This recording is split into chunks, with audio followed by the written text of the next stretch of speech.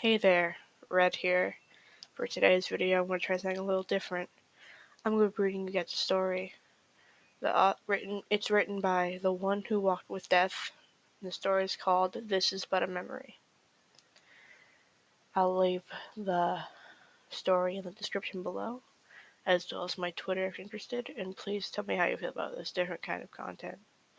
Without further hesitation, let's get into the story. It's quiet. There is no sound, no light, nothing but the darkness. I'm asleep, or at least I think I am. I begin to hear a noise, a faint whistling sound. It grows louder and louder. I open my eyes and I'm on the beach. The waves crashing along the coastline, in and out, like taking slow, deep breaths. The sun begins to rise, bursting upon the horizon. Hues of orange and red paint the sky and quickly transition into the dark blue and violet night.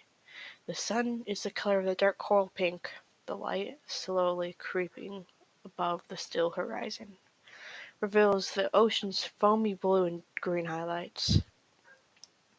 A cool, refreshing breeze wafts upon my face. I take a deep breath in and recognize a certain yet distinct smell, one I look forward to every year, a morning dew scent mixed with light coffee, roses, dirt, and fresh Atlantic sea salt.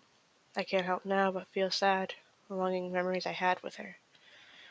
The walk along the Nag's Head coast, baking fresh cookies for a fireman across the street, the stories of her life, the pictures of a long-lost childhood memories that could have continued if I hadn't. I remain in my spot on the sand, looking back on my life, reflecting on all the memories, reflecting on my past life choices. A tear rolls down my cheek. How could I have been so selfish? I pitied myself. I am alone, stuck here on this beach, forever remaining in the rolling madness of my mind. The waves' dread hit me. Then he is here. An old friend. I've never seen his face, but he has always been there, lurking in the shadows, his face always covered in a shard of dark cloth, a robe extending past his feet, dragging across the sandy floor. He extends a hand to me. His hands tell me a story. Long, slender cigar-like fingers, cracked, dried, and scarred.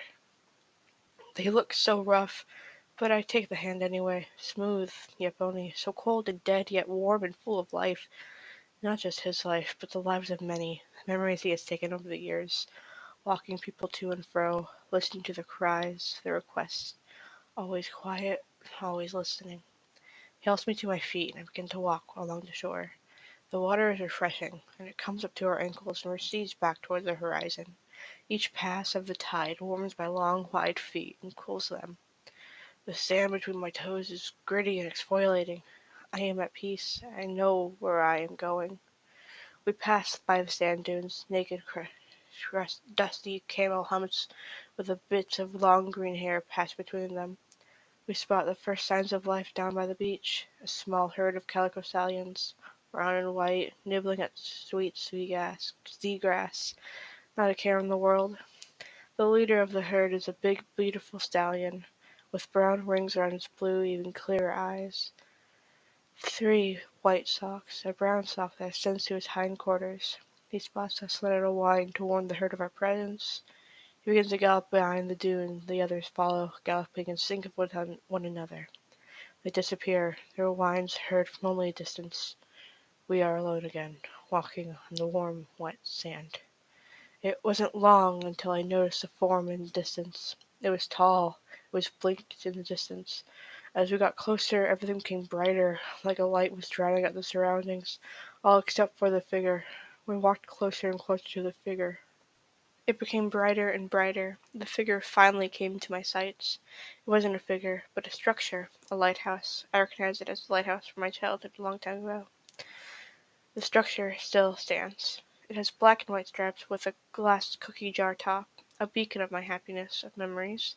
It still illuminates the sky, even though its surroundings are deemed too bright to be seen from a far distance. As I stand there, my memories of my childhood again crash into me, like a sea waves before the storm. The breeze began to blow, and then her scent trails along the wind again. I forgot. My old friend is with me, holding my hand. I turn to him. His cloaked hood still remains covering his eyes as the wind begins to pick up. I see a sign in his eyes. Glasses.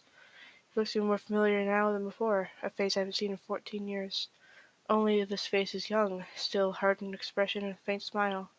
He walks me to the heart of my memories, walks me to the valley, and he takes me there forever and always. It's not your time yet. I hear his voice, but I don't see his face move. He smiles at me and begins to fade. It all begins to fade. The light becomes dark again. The whistling sound is back, deafening to my ears. Then a sound. Beep, beep, beep. I open my eyes. Monitors. I am surrounded by medical equipment, a heart monitor to my side, moving at a slow pace. An oxygen tank with a ventilator tube wrapped around my face, breathing for me. IV fluids dripping from a bag into a tube into my arm. The air is dry and sterile. Her scent is gone. The ocean, the horses, the lighthouse, all gone. I am alone in the room, being watched by a man outside the hospital room. I lay there, on the verge of tears. I want to go back to the place. I want it to be real.